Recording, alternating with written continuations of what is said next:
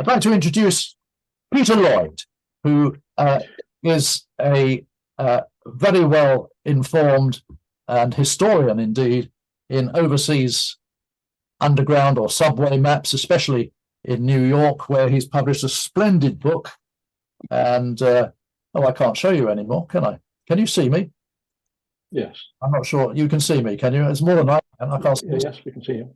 All right, done. Oh, there we are. And I was introduced to Peter some years ago with a splendid book on the Vignelli subway maps of New York, which he wrote with Mark Ovenden, who's known to us in CCS. And I can thoroughly recommend that. I hope it's still in print, Peter. But no. You might be able to get copies on Amazon, but they've a new edition may be coming out next year, fingers crossed. Excellent. That one is now out of print.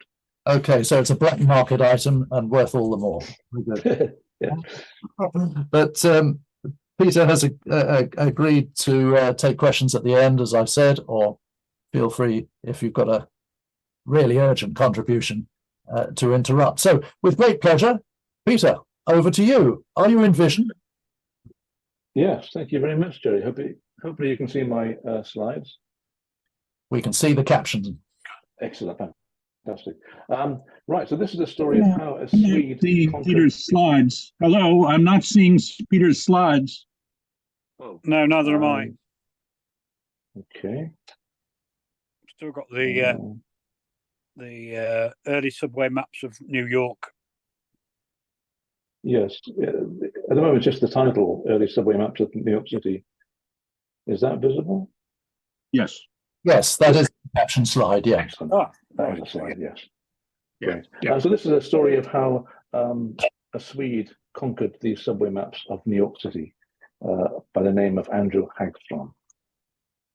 So first of all, the early years, and the year which most people associate with the New York subway is 1904, because that's when the subway opened, approximately half a century after the London system opened.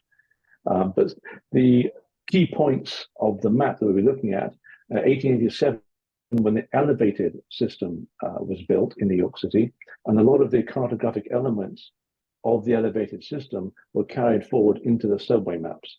1904, as I said, the subway opened. 1916 is when Hagstrom starts his company.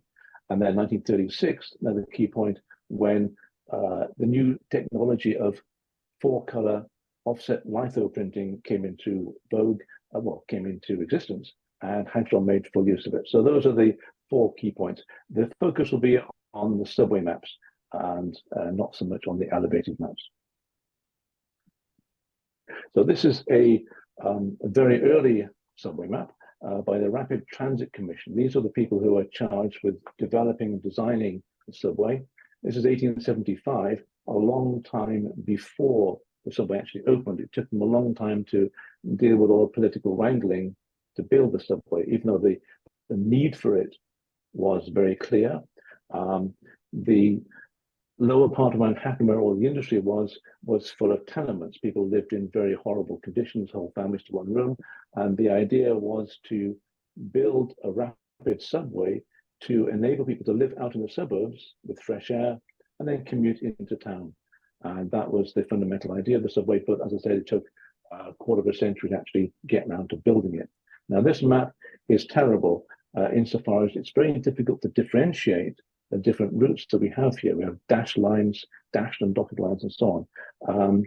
It's not really an exemplar of good cartography, but it was an early attempt. Now, in 1891, William Barclay Parsons came back to New York from his adventures in the Orient and was appointed chief engineer of the Rapid Transit Commission. And he ruled the creation of the subway with an iron hand. He had absolute control over everything, including the map. This is 1897, and it's rather odd because north is in the bottom right-hand corner. Nothing wrong with that, just a bit surprising. And you can see it's slightly clearer than the other one, but not a lot clearer. There's still the problem that you have the subway line represented by a line very similar to the streets, so it doesn't really stand out.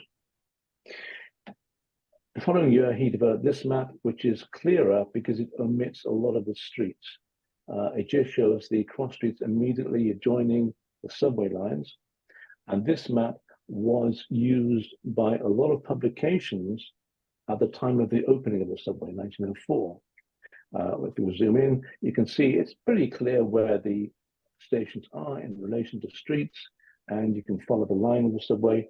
One thing you notice a bit odd here, this dog leg here, it goes along a nice straight line and then turns left, turns west.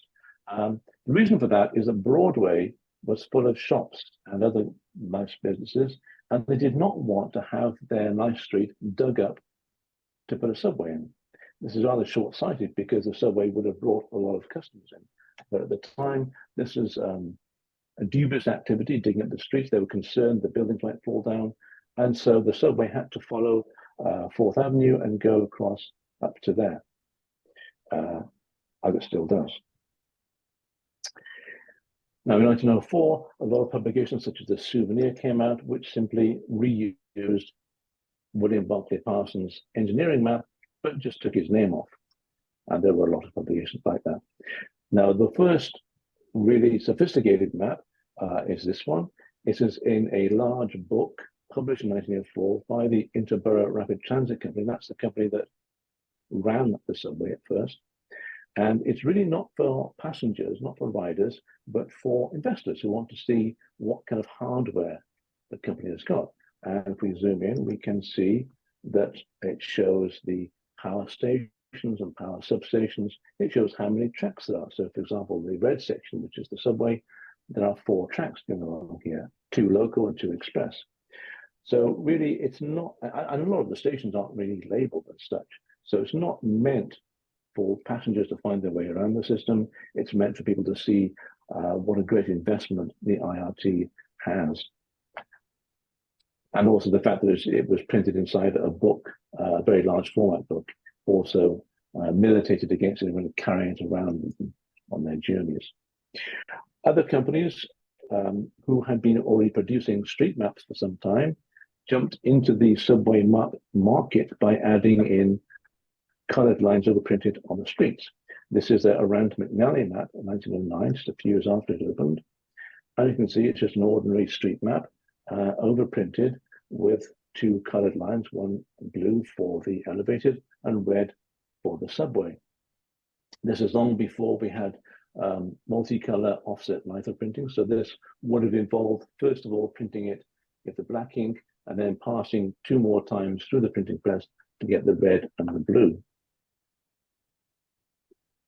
This is the first map which is really very abstracted from the streets. This is 1918, believed to be issued by the IRT themselves for use on the station walls. The reason I say believed is that it's not really certain. There are no photographs that I've seen of IRT stations showing maps on the wall. I can't imagine what else this map would be used for. It's 42 inches long. It would be ideal to put on the station wall, but that is supposition. That is a reasonable hypothesis as to the use of this map. And if we zoom in, we can see that it's missing all of the streets, except there are along the top the labels, names of the streets, so you can work out where the stations are. No stations shown for the elevated lines, just the subway. So the likelihood is this was only used on subway stations, not on the elevated stations. Rand Vignelli continued to produce maps. This is one from 1922. And just zoom into this, and we can see that the technique hasn't changed. They've still got a street map because the streets haven't changed really.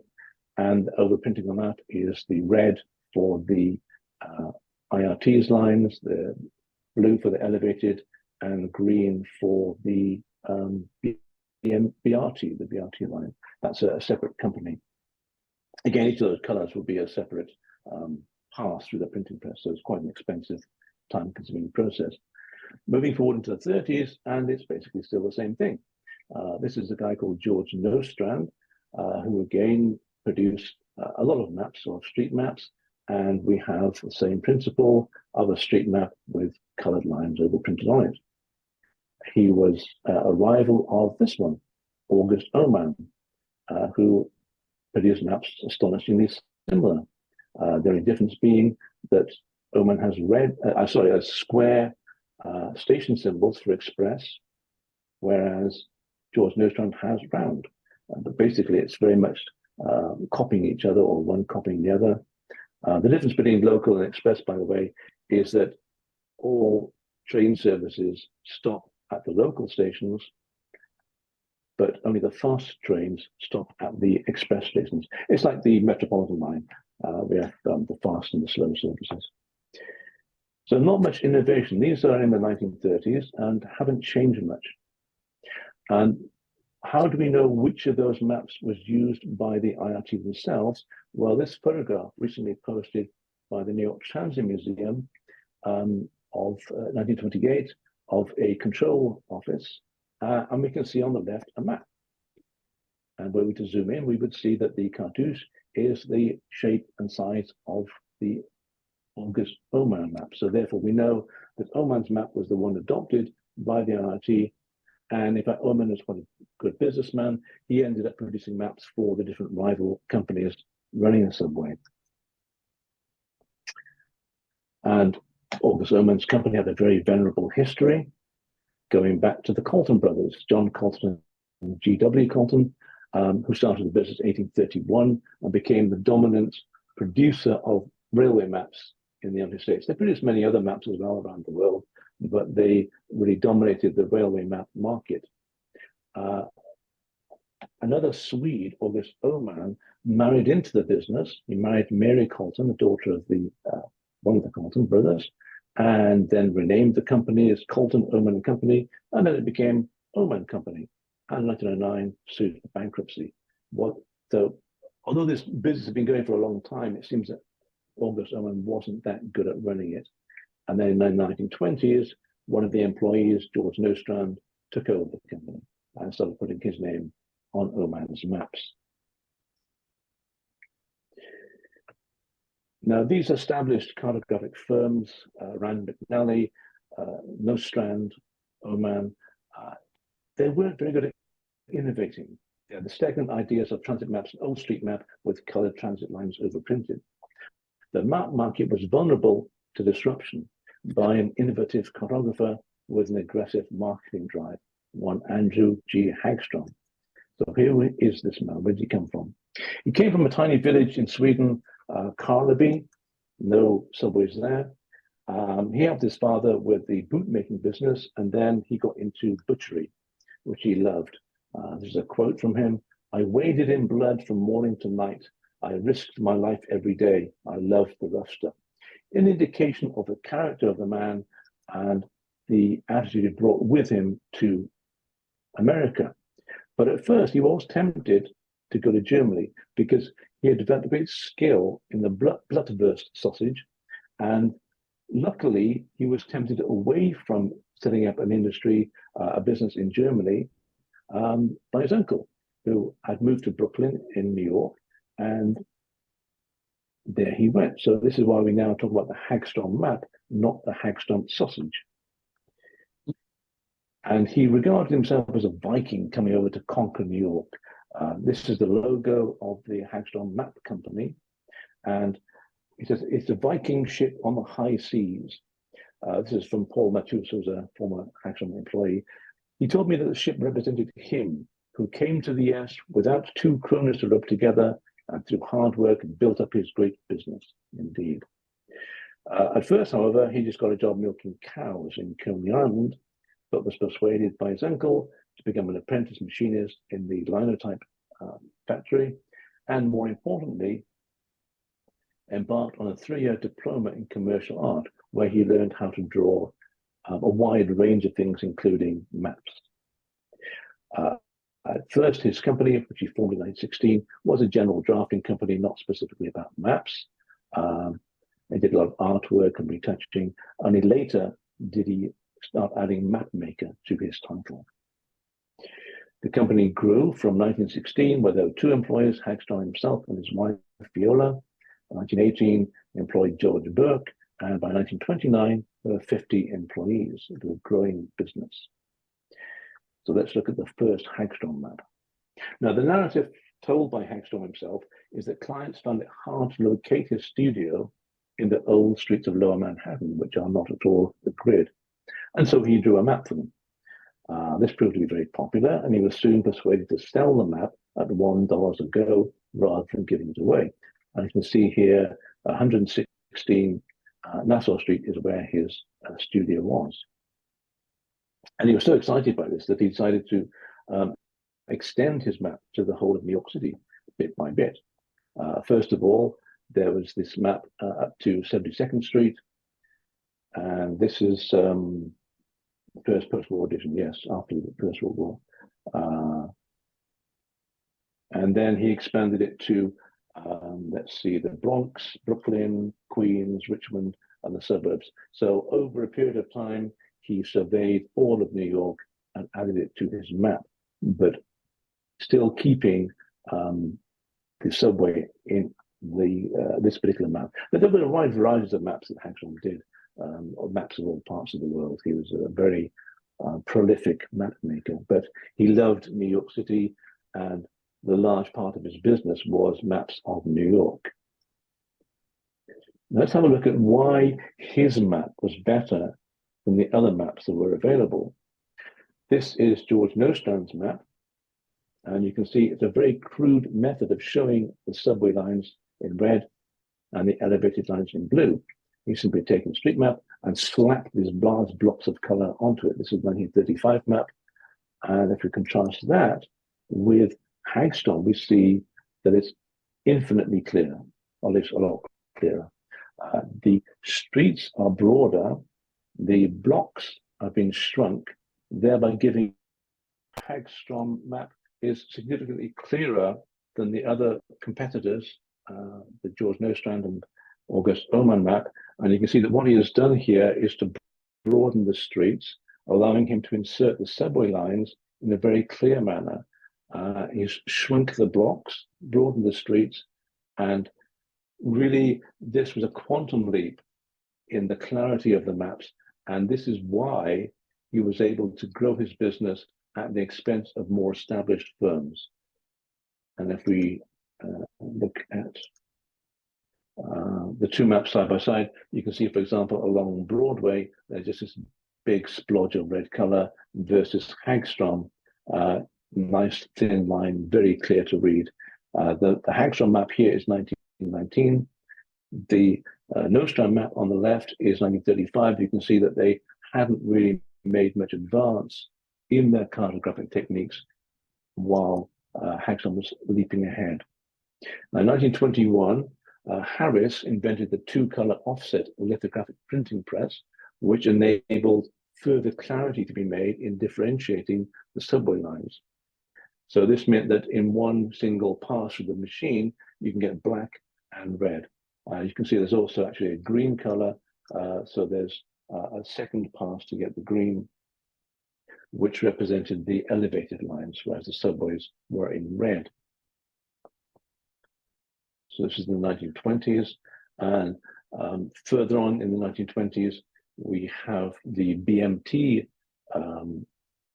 being added as a separate indication on the map. We have a broken red and white line. And so we can see now we begin to differentiate not just subways versus elevated, but the different kinds of subway, two companies, the IRT, the Interborough Rapid Transit, and the BMT, the Brooklyn Manhattan Transit. Now, there's a problem with this kind of geographic map, namely that the lower Manhattan is very congested. And what we see here on the left is the overall sheet of the map, and the area indicated in red is an inset, slightly non-rectangular,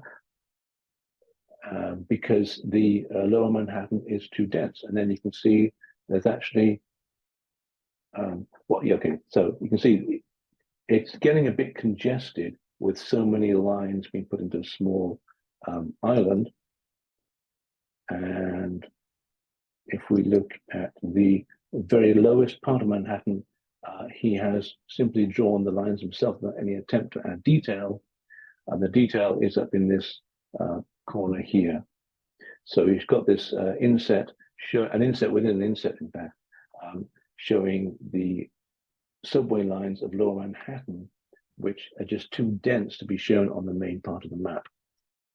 And this is a problem which he's going to be addressing in the coming years. So this is 1923 versus 1926. And we can see there's not much difference between these, just adding in the BMT line. So really, he's coming into a crisis as the 1930s start. The schematic map is already hard to read. He has to have an inset to show the detail. The BMT is growing. In 1932, a third network, the IND, the independent network, opens. So there's more lines, another line style is required, and it's getting difficult to read. But also in the 1930s, there were new opportunities. In 1931, Harris now invents the 4-color offset letterpress. And in 1932, these 3 networks have separate maps. So these are basically competitors, the RIT, BMT, and IND, each producing their own map, showing only their own system.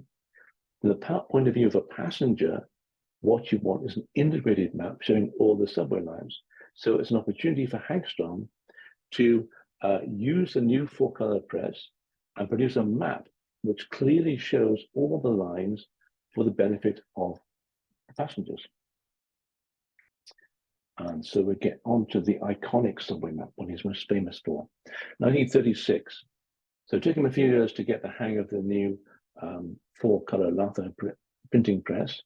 And this is the startling new map that he has produced. And let's zoom in to see some of the detail.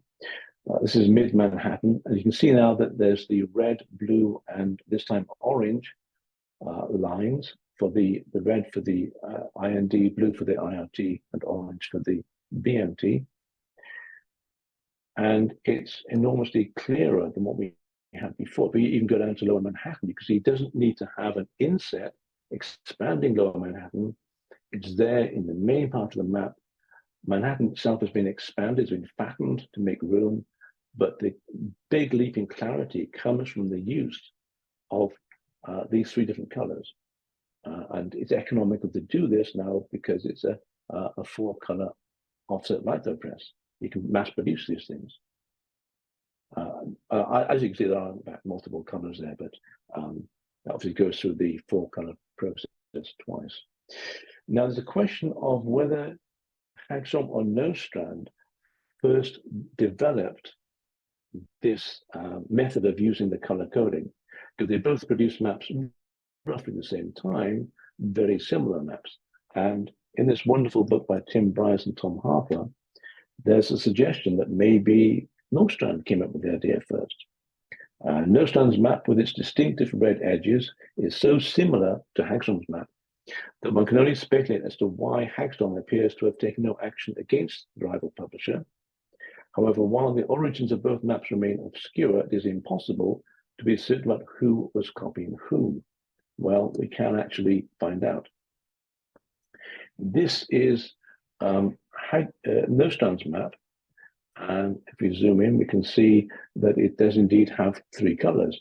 It's not so clear as Hagstrom, but it shows the principle. You have the blue IRT, the red IND, and the orange for the BMT. So it's the same principle as Hagstrom. But who got there first? Well, on the left, we have 1936, Hagstrom's map, and on the right, 1939, Nostrand. But what was Nostrand doing in 1936? Had he got this 3-color scheme by this time? Well, if we, okay, so from 1923 to 37, Nostrand used the 2-color offset lithoprint, such as this. And so, okay, so top right corner here, we have 1937. So he was still using the 2-color method a year after Hagstrom had already moved to the 4-color press and got different colors from 3 lines. So this proves that Hagstrom got there first. Nostrand was still using the old method of showing the lines by different line styles. So here we have a solid line for the IRT, a bubbly line for the BMT, and so on. and the broken line over there. So at this point, Hagstrom is already ahead of the game in the clarity of his map, but with the 4-color printing press, he was able to make a further leap forward, way beyond what Nerstrand was doing, although Nerstrand tried to catch up with him in his 1939 map, bottom right corner. Hagstrom was already capturing the market, and he had a better product. He had nicer maps, quite frankly. You can even see in these tunnels, he draws little trains and little cars in them. It's astonishing artistry that goes into the Hagstrom map. So the chronology appears to be 1921, Harris invents 2-color offset litho. 1923, Hagstrom and Nerstrand both published subway maps using the 2-color process. 1931, Harris invents 4-color. 1936, Hagstrom uses that to base his color-coded map. 1939, Nerstrand follows him. But there is something else. So although Hagstrom's iconic map preceded George Nerstrand and other people like Stephen Voorhees, was he the first one to use the new technology? No. There's a one-off map by Murray Kolos, who was a commercial artist born in the Ukraine, moved to New York. He designed one single map, which we see on the left, which uses this principle, and it's copyrighted 1933. So I don't know, maybe Hagstrom got the idea from Kolos, maybe Kolos worked at Hagstrom's and decided to beat him to the punch. I don't know, but it is curious. Murray Kolos did not produce any further maps. This is the only one he did. He was a commercial artist. So it's a bit of a mystery as to what happened between Kolos and Hagstrom in the years 1933-36. Maybe Kolos should be given the credit for this design. We don't know. I don't know. Yeah, so this is just comparing Kolos on the left versus Hagstrom on the right. And you can see how similar the styles are. So we have an extra line to insert in chronology. In 1933, Murray Kolos produced a map for the New York Savings Bank with using the 4-color offset litho method. So that is the start of the Hagstrom story. He's got a better product than anyone else, but he's still just one competitor in the market, probably by this stage one of the biggest ones. His company was growing. He was doing a lot of other things besides maps. This is a exploded picture of his offices, and you can see there's an awful lot of people engaged in artwork, in doing map work, retouching, drawing illustrations of various publications. And this is a photograph of the map room, and you can see people busily, and this is obviously way before computers, manually drawing out their maps. And here's another, this is the retouching room.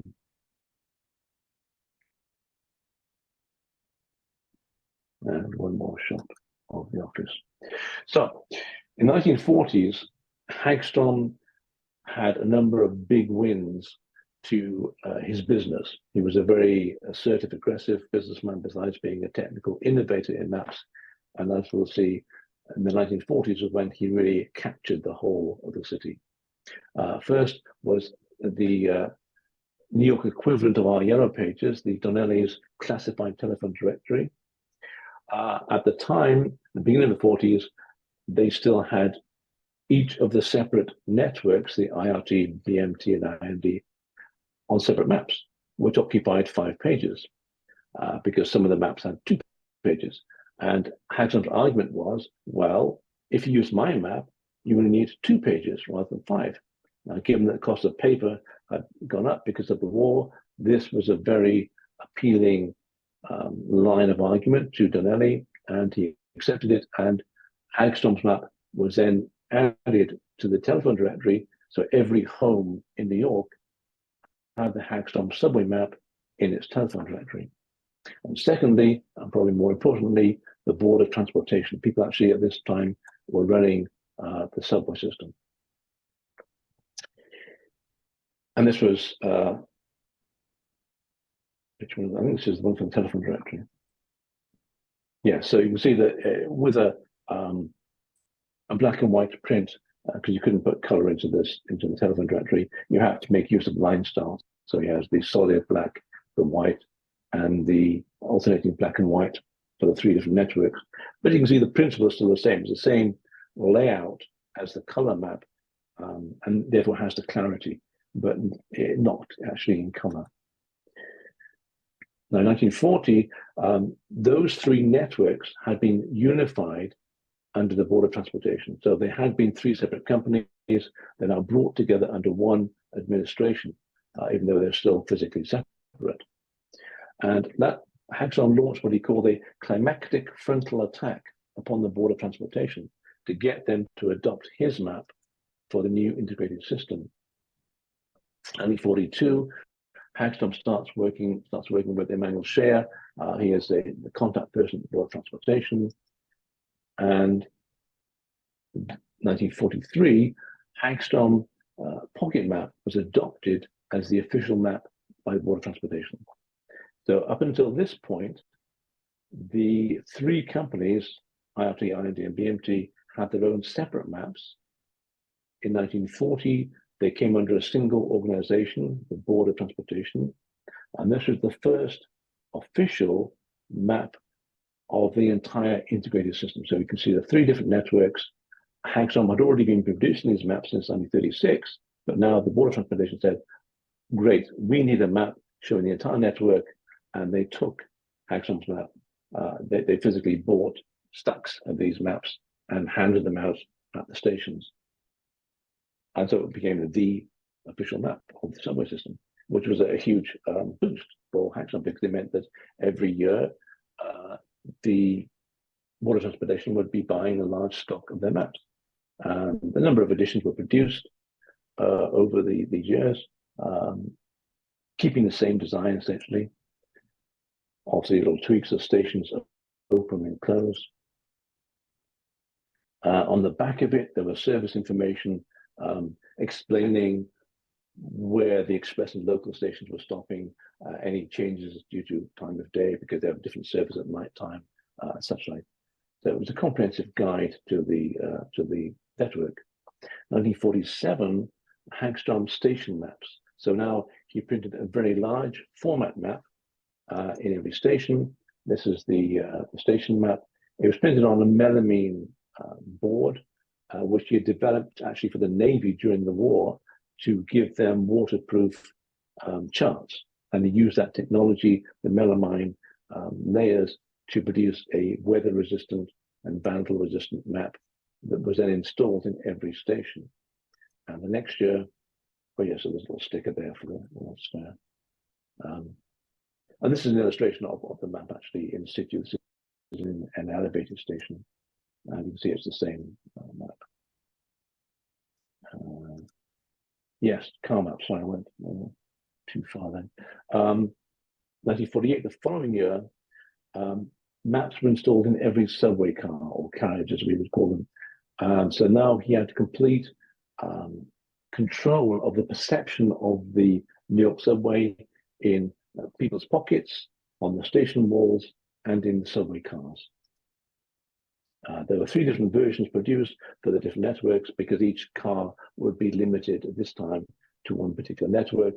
So there was a BMT version where he emphasized the BMT lines and so on. So he drew the lines thicker for the network the car belonged to. And there was another version a bit later on, 51, but that's not. And another version a bit later on that. And you can see it here in a subway car. Another one. Now, Hagstrom was very proud of this role with the Board of Transportation, and his advertising reflected it. Here was an early advert, August 1947, August 22, and now in September, he suddenly changes the text of his adverts. So not only is Hagstrom's map wonderful, but it's now made by the publisher of New York City's new official subway maps, now displayed in all subway stations. So as soon as he got the contract for providing the maps for the Board of Transportation, he exploited it. He put it onto his advert saying, "Hey, look, guys, I'm not only a really good map, but it's the official map. Buy my map." Yeah. So it provided a boost for his business, being the official map. He continued to work with the Board of Transportation to add new innovative ideas into the map. This is 1948. This is the year when he started to put his maps into the subway cars. And this is a very interesting little episode because we see here a model of a new car, the R11 car, and it's cut away. And you can look inside the subway car, and what do we see but a map?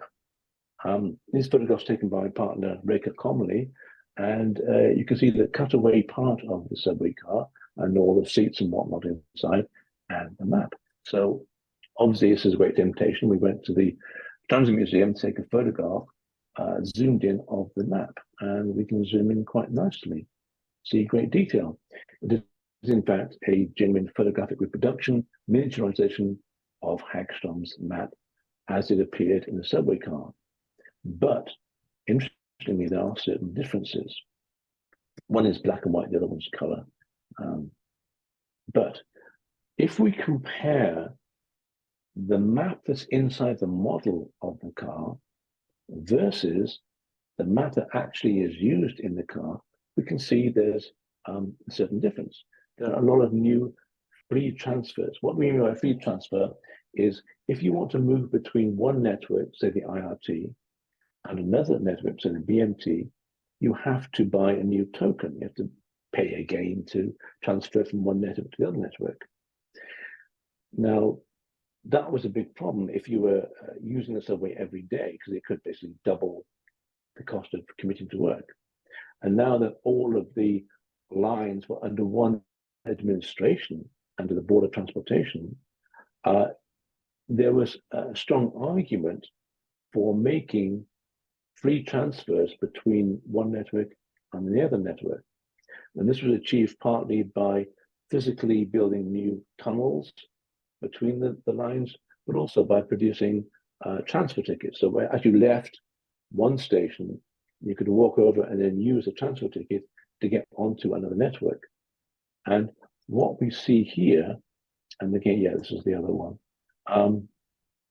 is that, so on the left is the detail of the map inside the model. This is the miniaturized map. On the right, the real map. And you can see there are extra free transfers being added. So in this case, this oval indicates there's now a free transfer from the red over to the yellow. And likewise here. And you can see now there's lots of these free transfers all over the place on the real map. So why is it that in early 1948, Johnson's model of the car, the map there has got just 3 free transfers, whereas in late 1948, the real car map has got 12 free transfers. Why is that? Well, here's the answer. On July the 1st, 1948, the Board of Transportation announced a change in the fares, which substantially increased the fares, but also added in a large number of new free transfers. And this is an example of the kind of ticket that people will get. So this is for continuing from, I think, the IND onto the IRT.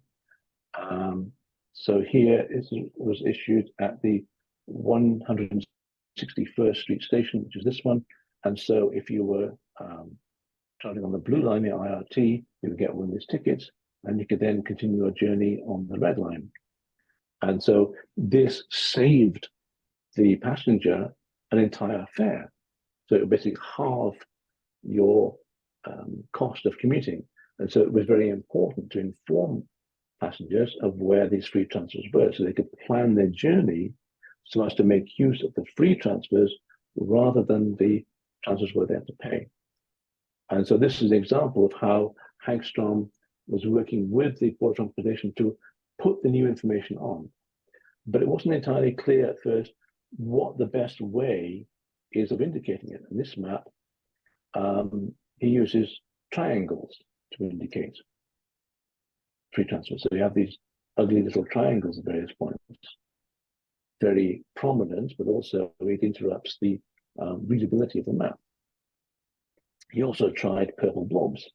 So here you have the purple triangles and purple blobs indicating different kinds of transfers. Not very nice.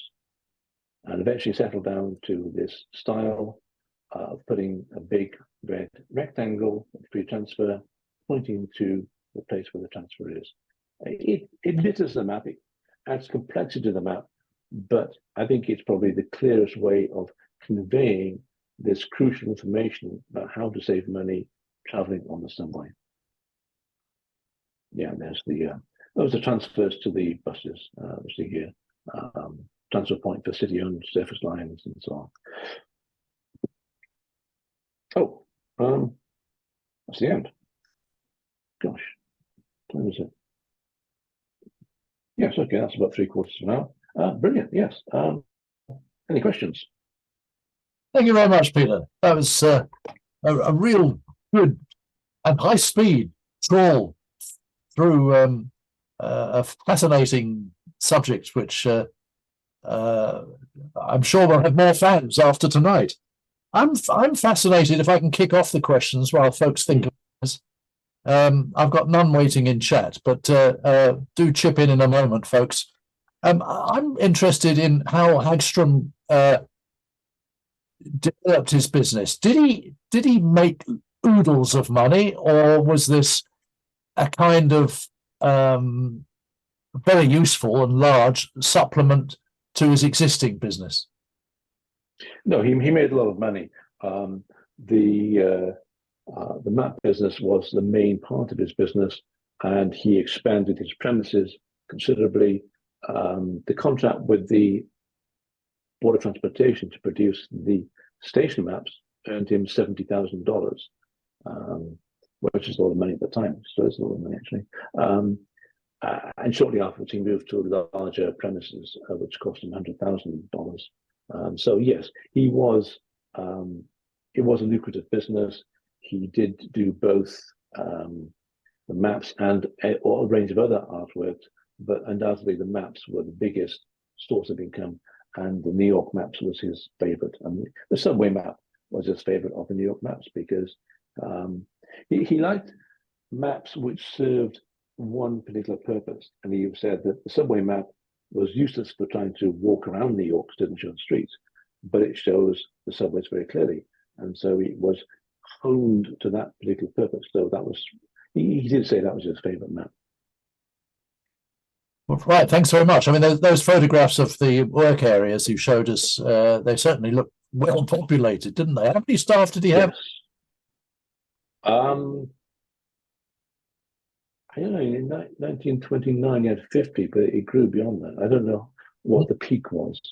The business itself then expanded further beyond that, went to new premises, and eventually declined. Things went wrong in various ways, which would be a separate talk, the decline and fall of Hagstrom's empire. Yes, it's I shall trawl through my own collection and have a look. Thank you very much for that. Richard Oliver has a question. Richard? Thank you. It really follows on from what Jerry was saying just now. We've got Hagstrom's story taken up to 1949 or so. When did Hagstrom himself eventually quit the scene and his company? 2013, when the brand finally died. He basically gave up in the late 60s. There were a number of things which were problematic for him and really required further innovation, which he didn't follow through. So in 1967, what was then the Transit Authority adopted a new color scheme for the subway lines, and Hagstrom said, no, I like the colors I've got. I'm sticking to my 3 colors. I am not adopting the new scheme. And in fact, there was a competition at the time for developing a new map, And he said, no, I don't want to do anything new. The map we've got is perfect. You can't do a better map than this.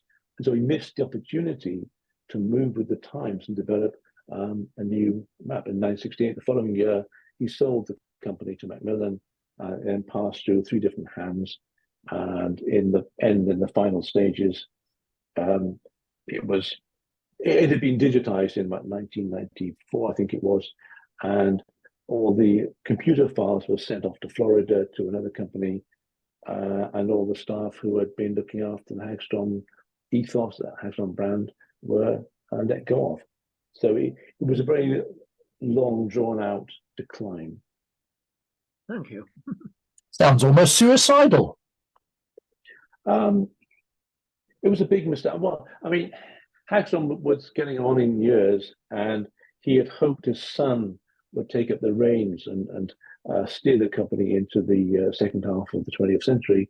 But his son had other ideas, and Andrew Hagstrom was kind of fed up with running the business and said, to hell with it. The transit authority wants to do their own thing. I'll just sell my company. And he did. I sympathise. What was the company in Florida, by the way?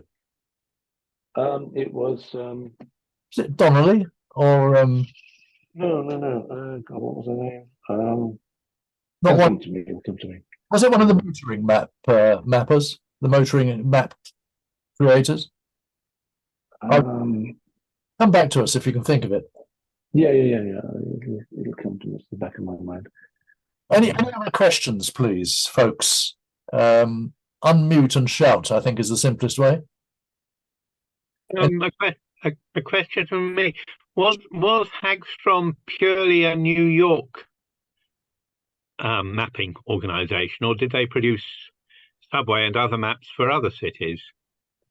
They produce maps for the whole world, every country, but they only produce subway maps for New York. They produce city maps for other places, but the development of the iconic subway map that we saw from 1936, that was a New York special.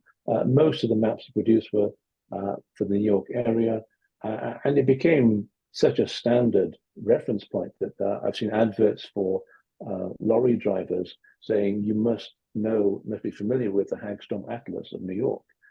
So it was like a defining gold standard of mapping that if you wanted to be a respected map user or navigator, you had to know Hagstrom's map, have to be familiar with it. Thank you very much. Thank you, Jeremy. Thank you. Any more questions, ladies and gents? Okay, can I ask Peter to plug his new book? It was a second edition of which one? I'm sorry? Your new book that you hope to publish. Yes.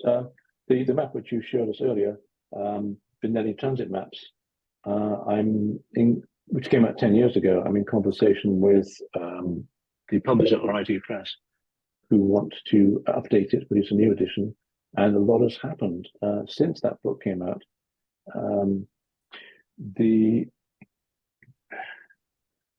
Massimo Vignelli had initially been working with Unimark, who got the contract to produce the map and signage, and he, in 1971, actually while this map was being produced, started his own company called Vignelli Associates, and 2 of his associates from that company, after Massimo passed away, started building a new digital map, which the MTA adopted. There was so for a whole generation there was a geographic map, and then in 2011 the MTA adopted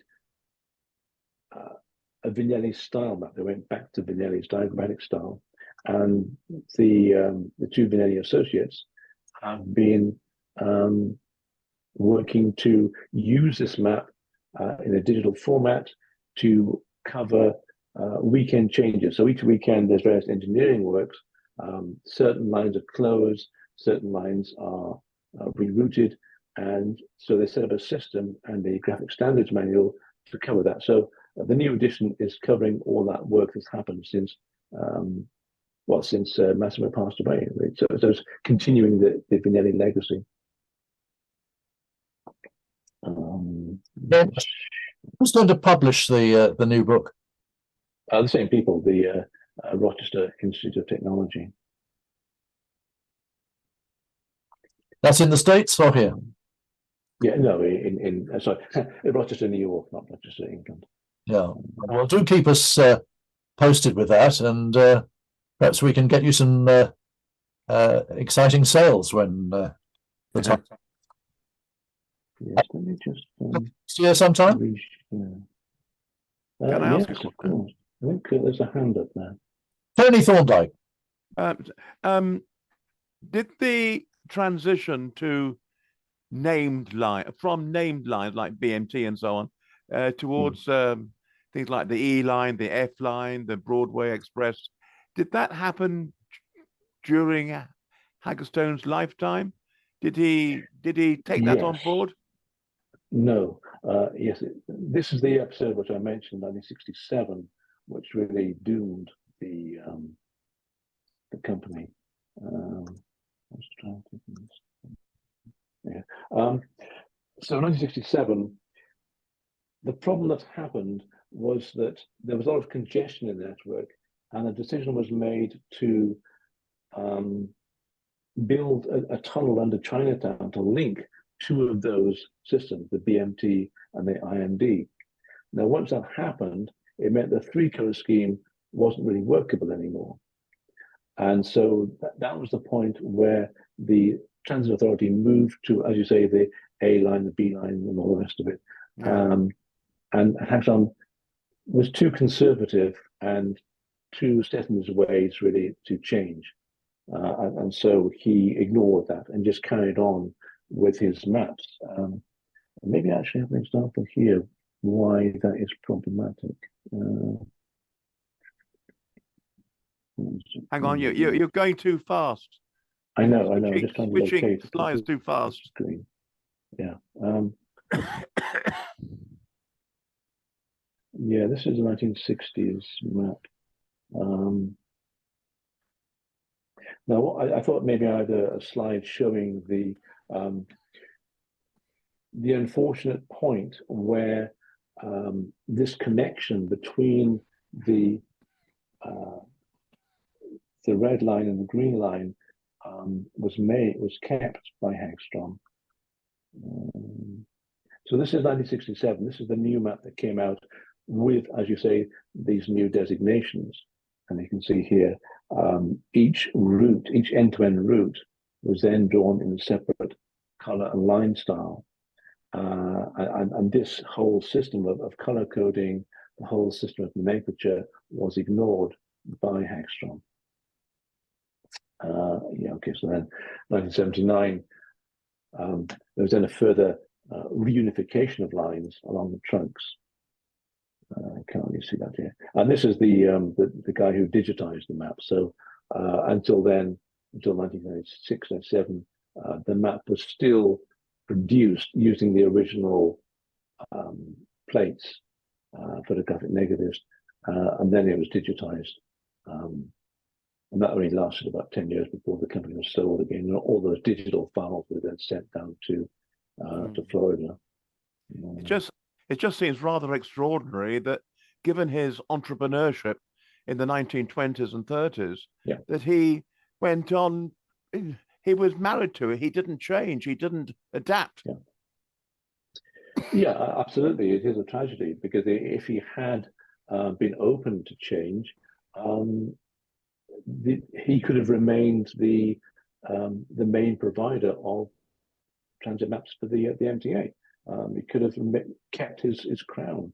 But as I said, he was tired, and he hoped his son to take over the business. That didn't happen, so he said, not bothering anymore. Let someone else do it. There are shades of Beck in this, aren't there, who got very, very frustrated with the London Transport organisation in Britain. Yeah, it's a little bit different, because they're... he felt it was him, anyone else's. Yes. It's a bit different, because they're the basic network design remained the same. The Jubilee line still Jubilee line, but what was the Jubilee line? Was it? No. But the style of the map changed. Whereas here, the very fabric of the network changed because we suddenly had new nomenclature, new colors. So it was a much bigger leap for the New York City subway system than it had been in 1960 for the London map. But yeah, there is a sense of a great genius of cartography being pushed to one side in the thing. Well, But the guy who so in 1964 there was a public contest to get new ideas for how to do the map, and the guy who actually won that contest, Raleigh Tadamo, did go to Hagstrom and meet with him and say, "Well, do you want to collaborate on this?" So he had the perfect opportunity to join in with the March of Progress, and he said, "No, there's no map better than the one you got at the moment." So that was that. well, Peter, thank you very much indeed. Unless anyone has any further questions, jump in quick. Can I have one brief question, which is not particularly related to the subject of Hagstrom? Can you give me some idea as to when the elevated lines closed? Because they were shown on the early maps. Yes, I think in the 1950s, the last one. No. Right. Okay. Thank you. Most of them had been closed by the 1950s. I think one or two kept going. I think the Culver line was later. Okay, fine. Yeah. Thank you. Yeah. I mean, some of the elevated lines did get effectively upgraded to subway lines, but they're still up in the air. Indeed, yes. A large part of the subway system is above ground. Same as in London, where a lot of the underground is actually overground. Yeah. And, you know, in the outer areas, you know, the subway pops up and is running on structure. Yeah. Just as the L did. Exactly, yes. They are elevated lines. The key difference being that they are different there were different types of trains. The ones that went underground were faster. But yeah, and there were certain sections, like in Astoria, where both the elevated and the subway lines would share the tracks. Yeah. And the restriction was that the L had to have much lighter stock. Yeah. And it's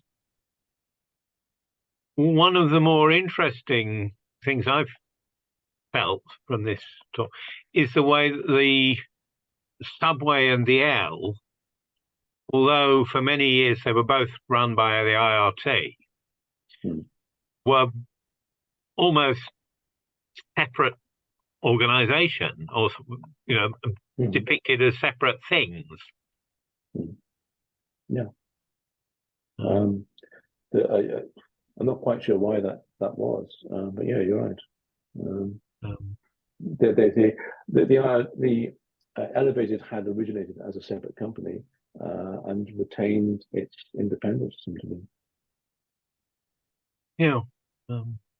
I'm struck, Peter, by how lucky we are in London compared with New York, with the incredibly difficult shape that Hagstrom and all the other map makers have had to deal with that very long, thin, crammed Manhattan Island and all those other spurs going off it on various systems. I mean, down to Lower Manhattan is a real nightmare, isn't it? It is, yeah, but I think that the biggest challenge for New York subway map makers is these different services, the express and the local, which existed to enable people from these suburb areas to travel down at great speed into Lower Manhattan. So the express lines were there to enable them to do that, but also local services going along the same lines. So you have on the same geographic section of line, different services, and the problem then is how to show in a kind of geographically realistic map all those different services and how they change with time of day and with the weekends.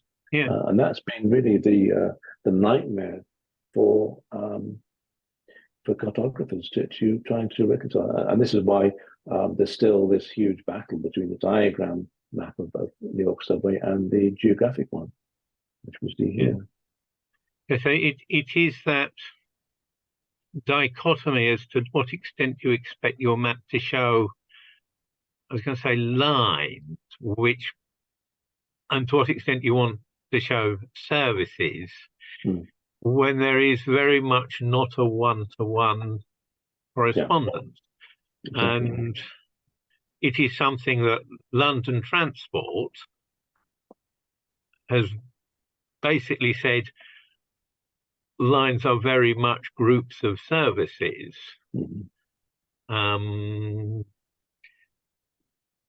And for the tube lines, that works. It's more of a struggle for the subsurface lines, the Metropolitan District, Circle, Hammersmith and City. Well, and also for the Docklands, I mean, that's a bit of a nightmare because so many different routes to. Some of the DLR maps do show the routes as separate end-to-end routes, but others show them merging, and it's really not so clear how to get from A to B sometimes.